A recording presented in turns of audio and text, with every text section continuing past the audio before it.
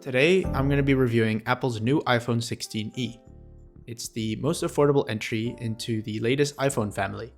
It packs a lot of modern features into a sleek, kind of budget-friendly package, making it a great way to jump into the Apple ecosystem without breaking the bank too much. Let's dive in. Alright, before I get into the design and build, I quickly want to talk about the unboxing experience. So Apple keeps it pretty minimal and eco-friendly like they usually do. So when you open the box, you'll find the iPhone 16e itself. I'm reviewing the 128GB model here. You can go all the way up to 512, I believe. And this is the white version. You get a USB-C to USB-C cable for charging and data transfer, some essential documents, and of course a SIM ejector pin. Notably, there's no power adapter or AirPods included. It's quite a trend right now. So this is kind of in line with Apple's push to reduce e-waste and of course money.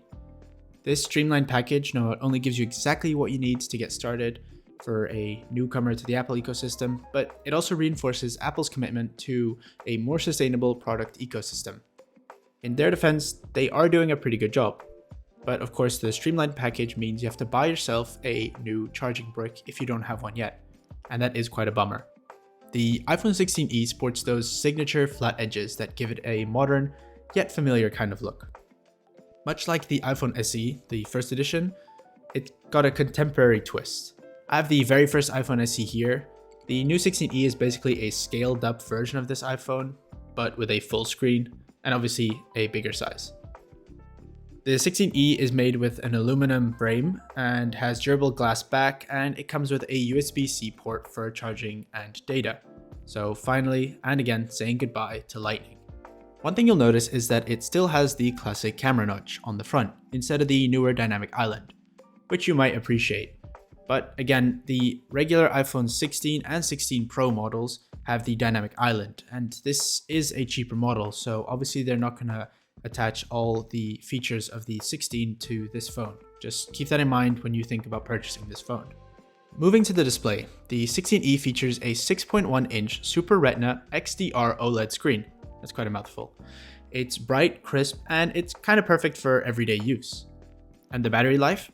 Well, Apple claims it has up to 26 hours of video playback, making it one of the best performing batteries in a 6.1-inch iPhone. That means less time on the charger and a bit more time enjoying scrolling through social media or watching TV shows. It's kind of up to you, but it's a good battery life and it's pretty useful. One thing to note, however, is that its display refresh rate is locked at 60 Hz.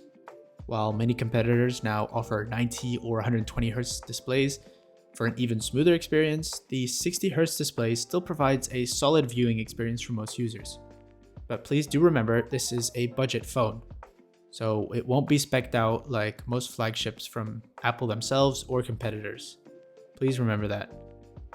Now let's talk cameras. The iPhone 16e comes with what Apple calls a 2-in-1 fusion camera, a single 48 megapixel sensor that also offers an optical quality 2x telephoto mode.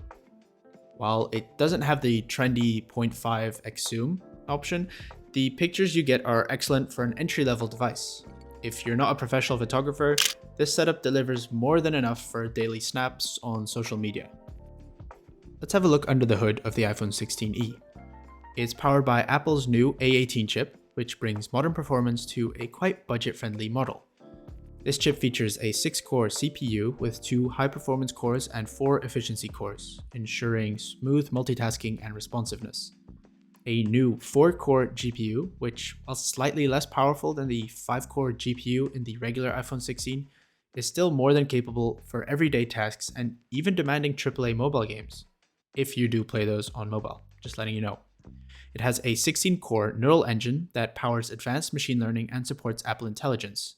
Additionally, the iPhone 16e debuts Apple's custom-designed C1 modem, engineered for powerful efficiency and reliable 5G connectivity.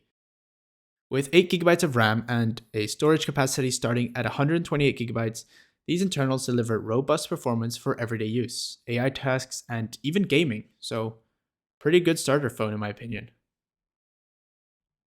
With the iPhone 16e, there are 2 standout features that kind of set it apart. It has Apple Intelligence, so this phone is built for Apple's new suite of AI-powered features, making everyday tasks like writing emails or even creating custom emojis a tiny bit more intuitive and smoother. And obviously also an action button. So this replaces the old mute switch on older phones. And of course, like all newer phones, the action button is fully customizable.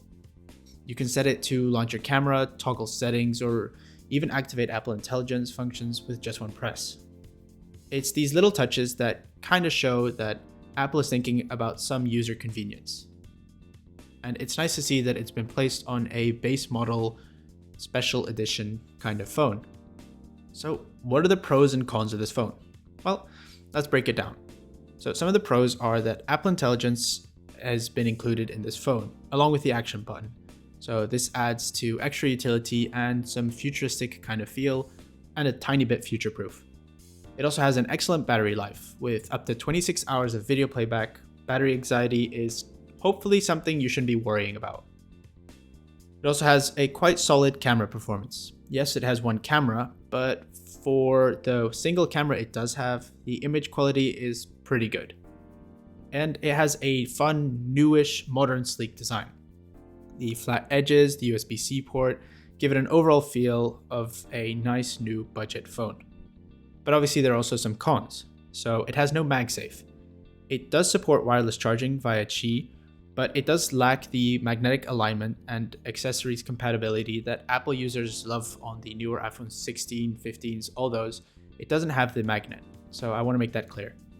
It also has limited zoom options, so the absence of the 0.5x ultra-wide lens might be a bit disappointing to some new users. So it does kind of suck. It's a bit of a bummer, but obviously if you're buying an entry phone, don't expect all too much from it. I want to make that clear again. And you only have two color options. So currently you can only choose between black and white. I have the white model here. There are definitely reviews out there for the black one, but it's only those two colors. So it's a bit basic, and a little bit limiting because a lot of users love some more colorful iPhones. Also remember that. But after all that, is the iPhone 16e worth it? Well, absolutely. It's a great phone for the price, serving as a perfect entry point into the Apple ecosystem. It's ideal for users that don't need all the bells and whistles or high-end features of the standard iPhone 16 or the Pro models.